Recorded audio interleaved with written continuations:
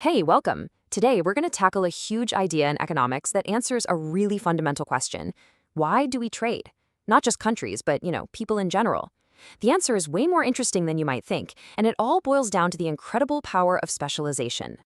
So let's start with a little thought experiment. Imagine you are just amazing at everything. You're faster, you're better, you're more efficient than anyone else at any task you try. So the question is, should you just do everything yourself? I mean, common sense might scream yes, but economics has a very different answer. Okay, to figure this out, let's create a super simple world. We've got just two economies. We'll call them economy A and economy P. And in this world, they can only produce two things, butter and milk. That's it. Now, here's what each of them can do. If a worker in economy A focuses only on butter, they can make 5 tons. Or if they switch to milk, they can produce 25 tons. Over in economy P, a worker can churn out 12 tons of butter or 24 tons of milk. So just taking a quick glance at those numbers. Who's the champ here? Who's just flat out better at making butter? And who's better at making milk? It seems pretty obvious, right?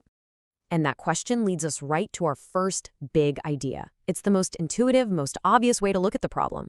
But as we're about to see, it really doesn't give us the full story for making the smartest decision. This idea is called absolute advantage.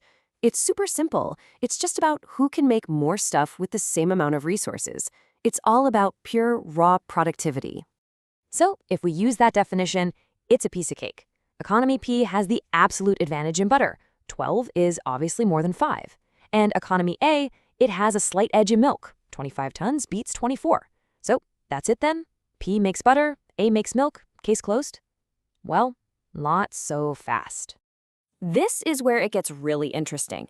To find the best strategy, we have to look deeper than just who makes the most. We need to figure out the real cost of making something. And that means understanding what you have to sacrifice to do it. Let's reframe the question entirely.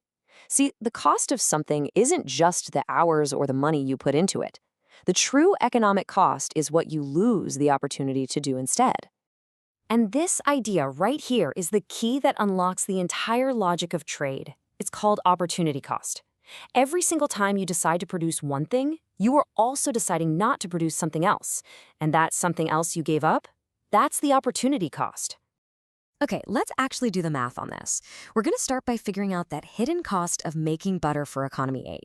So remember, a worker in economy A can make either 5 tons of butter or 25 tons of milk. So think about it. To get those 5 tons of butter, they have to completely give up the chance to make all 25 tons of milk. And here's the crucial number. If we divide those 25 tons of milk by the 5 tons of butter, we find out the cost for just 1 ton. So for economy A, making 1 ton of butter costs them 5 tons of milk. That's the trade-off. All right, now let's do the exact same thing for economy P. We're going to run the same calculation and find their opportunity cost for making butter. For economy P, the trade-off is different. They can make 12 tons of butter, but to do that, they have to give up making 24 tons of milk. And now, whoa, look at this. This is the big reveal. When we divide 24 tons of milk by 12 tons of butter, we see that for economy P, the opportunity cost for 1 ton of butter is just 2 tons of milk. That is way, way lower than economy A's cost of 5 tons of milk. And that difference, that right there, is everything. That gap in opportunity cost is the true engine of trade. It tells us who has the real economic advantage, and because of that, who should be making what. Let's put them head to head. It's crystal clear. Economy P can make butter at a much lower opportunity cost. They just give up less milk to do it. This, my friends, is what we call having a comparative advantage. So the rule is simple. Economy P should put all of its effort into making butter because that's where its opportunity cost is lowest. And if you flip the math around for milk, you'd find that economy A has the lower opportunity cost there. They give up less butter to make milk, so they have the comparative advantage in milk, and they should specialize in that. And this is a really cool fundamental law of economics. You really have to remember this because opportunity cost is always a ratio. It's a trade-off. It's mathematically impossible for one country to have a comparative advantage in everything. If you're relatively better at one thing, you have to be relatively worse at the other. All right, I think you've got the hang of this logic. So now it's time to put what you've learned to the test. Let's try a whole new problem. Here's the new setup.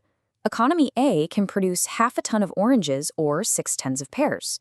Economy B can also produce half a ton of oranges, but they can only get 1 ton of pears. So notice, for oranges, their absolute productivity is exactly the same. Okay, so looking at the options, which one of these statements is actually true? Don't just guess. Think about what you just learned. Calculate the opportunity cost for each of them to make 1 ton of oranges. You can pause and think about it for a second. The correct answer is D, so let's break down why. For Economy A to make 1 full ton of oranges, they have to give up 12 tons of pears. But for Economy B to make 1 ton of oranges, they only give up 2 tons of pears. And since 2 is way less than 12, Economy B has the lower opportunity cost, and that means they have the comparative advantage in oranges. And that brings us all the way back to our big idea from the beginning.